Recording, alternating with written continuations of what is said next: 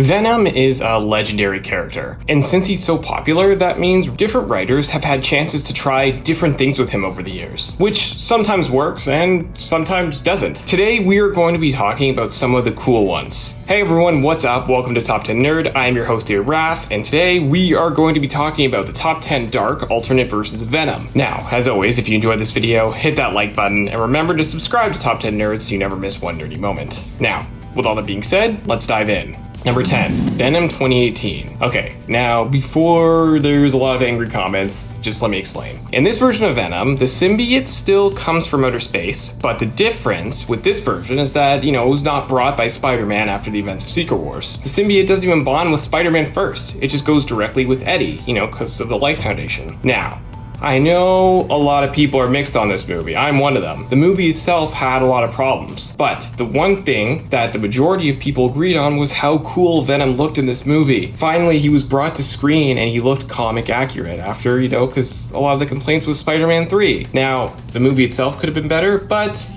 baby steps. Maybe Venom, Let There Be Carnage will be better, and finally we'll actually get to see Venom and Carnage on the big screen at the same time, which is cool. Just hopefully the movie holds up. Number 9, Ultimate Venom. So in the Ultimate Universe, Richard Parker, aka Peter's dad, and Edward Brock, aka Eddie Brock's dad, were the ones to develop the symbiote. But Peter and Eddie are the ones who continue to work on this project once their fathers are no longer around. At one point, Peter gets a drop of the symbiote on himself and dons the black suit Spider-Man. It enhanced his powers, but as Peter found out one time, it was... how do you put this? Just really hard to control, and it made him a bit strange, as he almost killed a robber. Peter doesn't want to continue, but of course, Eddie does. Eddie is upset and decides to continue this work and merges himself with the symbiote, thus creating Ultimate Venom. I think the first time I really got into the Ultimate series was after I played Ultimate Spider-Man the game, which to this day is, it's either that or Spider-Man 2 the game or the new Spider-Man PS4 is the best Spider-Man game ever. Those three are just so good. But I remember just playing so much Ultimate Spider-Man as a kid. I replayed that game multiple times. Number 8, Deadpool Venom. This is something that is actually really funny. So in Deadpool Secret Wars, Deadpool wears the symbiote. Very briefly though, but he does merge with it, apparently being one of the first people to do so. We all know how crazy and insane Deadpool is, so it should come as no surprise that when the symbiote is part of him, that makes the symbiote want to go, a little mad and crazy as well. Even for the brief time it was merged with Deadpool, he made that big of an impact on it. This isn't even the last time Deadpool merged with the symbiote. He also did in Back in Black. After the symbiote left Peter, it merged with Wade Wilson, enhancing his abilities, and even gave him a cool new suit. And we all know Deadpool already has a cool suit, so it's pretty cool. Number 7, Agent Venom. So Agent Venom becomes possible because basically the US government have got their hands on the symbiote, and of course, they want to transform it for themselves to use it as a weapon, which, is always the case. Now, Flash Thompson was in the military, and during a time when he was serving, he lost both of his legs. The military decides to use Flash to become Agent Venom. He bonds with the symbiote and regenerates his legs. So, since the government controls Agent Venom, they want to keep it all, low-key, hush-hush, and they have him acting in the shadows for them. This led to a pretty bad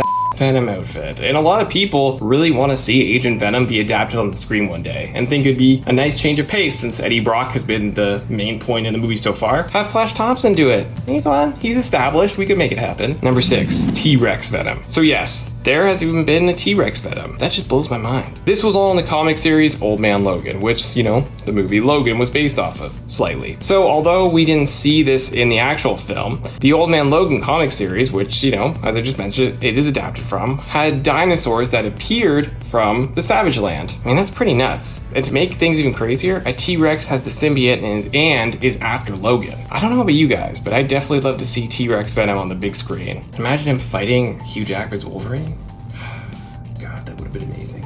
But probably impossible now. But a fan can dream, right? Number 5, SHE-VENOM. So SHE-VENOM was introduced in the comics when Eddie Brock married Anne. Now, Anne doesn't become SHE-VENOM until they end the marriage. As it turns out, Anne gets shot, and when Eddie hears about this, he still wants to help her and not have her killed. So he does the only logical thing. He lets her bond with the symbiote. It bonds with Anne, but it doesn't go as expected and actually turns her quite violent to the point where she attacks the people that injured her. Eddie doesn't want Anne to turn evil and he takes the symbiote back. They even introduced her in the 2018 film with Michelle Williams taking on the role of Anne, and we actually got to see her as SHE-VENOM, which we know was a pretty cool moment. But yeah, they're few and far between. Number 4, Venom Thor. Thor has had a variety of different versions of himself throughout the years, but there has even been a version of Venom Thor. So in the comic series What If, they play a scenario up of the symbiote being able to take over any superhero and even successfully taking over Spider-Man. It even took over the body of Hulk in that series. Hulk ends up fighting Thor, and well, the symbiote transfers over to Thor. He is able to defeat it and detach it from his body, but it was cool to see them, merge together, even if it was for a short time. I mean, seeing Venom look kind of like Thor was interesting, but it was pretty cool. Number 3, Punisher Venom. This is another iteration from the comic series What If, and in this version of Venom, we saw the dark combination of the symbiote merging with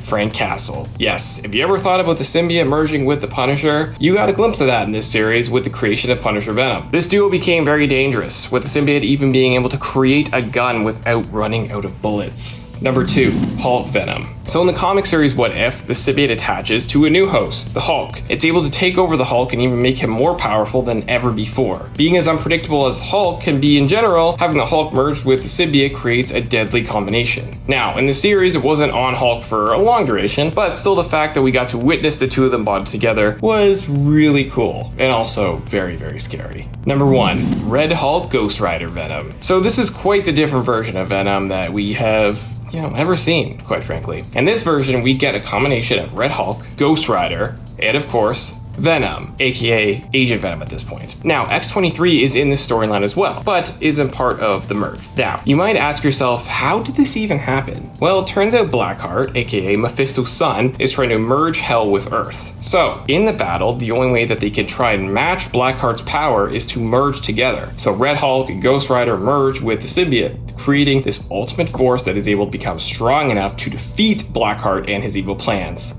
I mean, that would be something to see on the big screen, especially in the MCU, if they get Red Hulk and Venom and, oh god, Ghost Rider, that'd be insane. Alright, there you have it, guys. The top 10 dark alternate versions of Venom. What does your list look like? Let us know down on those comments below. And if you enjoyed this video, hit that like button, and remember to subscribe to Top 10 Nerd so you always know whenever we post a new nerdy video just like this one. I am your host, David Raff, and thank you so much for watching.